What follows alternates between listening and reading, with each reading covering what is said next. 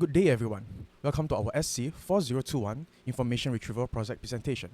We built a game review opinion search engine, a system that collects, indexes, and classifies player opinions across Steam, YouTube, and Reddit.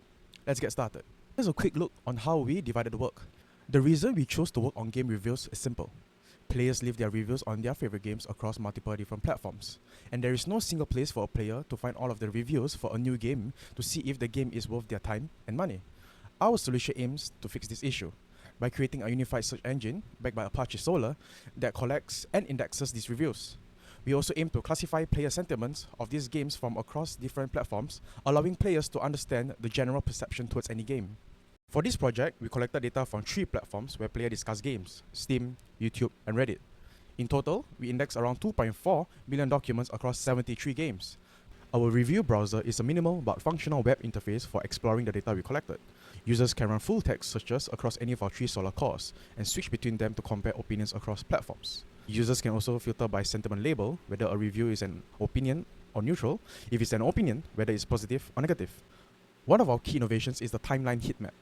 Below every set of search results, we render a bar chart showing how these results are distributed across time, so you can immediately see where discussion around a query was most active.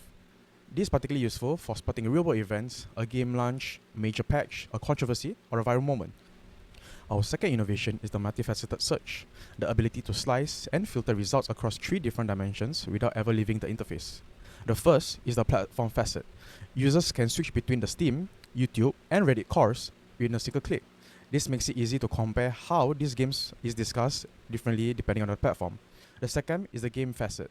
The sidebar lets users jump straight into specific games results without typing anything. The third is the sort and page facet. Results can be sorted by the most liked, which surfaces the most upvoted and impactful opinions rather than just what was most recent. Before training any classifier, we ran our corpus through a 3-stage pre-processing pipeline. The first stage is corpus cleaning. We filter out non-English documents using lang detect, remove empty or white space only entries, and drop any text that was purely numeric or punctuation. The second stage is microtext normalization, which is where we handle informal language typical of gaming communities. We expanded emoticons, contractions, and replaced slangs into their full forms. The third stage is lemmatization using Space's English model. This converts words into their base form, which reduces our vocabulary size by 23%. Before we could train or evaluate any classifier, we needed labeled data. We prepared 2 separate datasets, one for evaluation and one for training. For the evaluation dataset, we manually labeled 12,000 records, 4,000 from each platform using our browser-based annotation tool. 3 annotators labeled the same documents independently. First for subjectivity, then for polarity. We then ran an inter-annotator agreement script to produce a consensus dataset using majority vote. For the training dataset, we used 60,000 rows. Since manually labeling that volume isn't feasible, we built an automated pipeline using GPT agents, a subjectivity labeler, a polarity labeler, and 2 verification agents that flag ambiguous or potentially misclassified cases for human review. For classification, we built a 2-stage pipeline to balance speed and accuracy. In the first stage, we use a support vector machine as a lightweight filter. Its job is to simply decide whether a piece of text is opinion or neutral, so they never reach to the heavier model in stage 2. Only opinions pass through to the second stage, where we use a fine-tuned BERT model with multitask learning. This is our key innovation. Rather than training BERT to predict sentiment alone, we added 2 auxiliary tasks: emotion detection using scientific emotion labels, and sarcasm detection using scientific sarcasm indicators. To validate the multitask approach, we ran an ablation study, testing each component in isolation.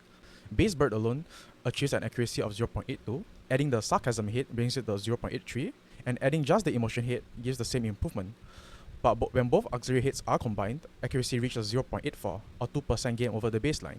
This might sound modest, but it confirms that each auxiliary task contributes something independent. If they were capturing the same signal, combining them wouldn't help. The reason that this matters for gaming reviews specifically is that surface-level sentiment analysis often fails on informal text. A comment like "great game, totally not broken" at launch reads as a positive on the surface but carries clear sarcasm.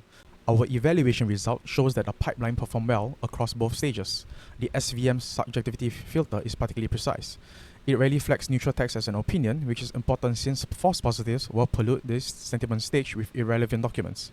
For labeling, we had 3 annotators across 12,000 documents and achieved a fleece kappa of 0.8251 for our subjectivity labels and a 0.8924 for our polarity labels. We also verified the models are genuinely learning rather than exploiting class imbalance. Both scored meaningfully above chance on unseen data. So to wrap up, we built a unified opinion search engine covering 2.4 million documents across 73 games on Steam, YouTube, and Reddit. The system returns the results in under 30 milliseconds, and our two-stage classification pipeline achieves a F1 of 0.87 for subjectivity detection and 0.87 for sentiment classification. We hope this gives players and developers a better way to make sense of the enormous volume of games opinions out there. Thanks for watching.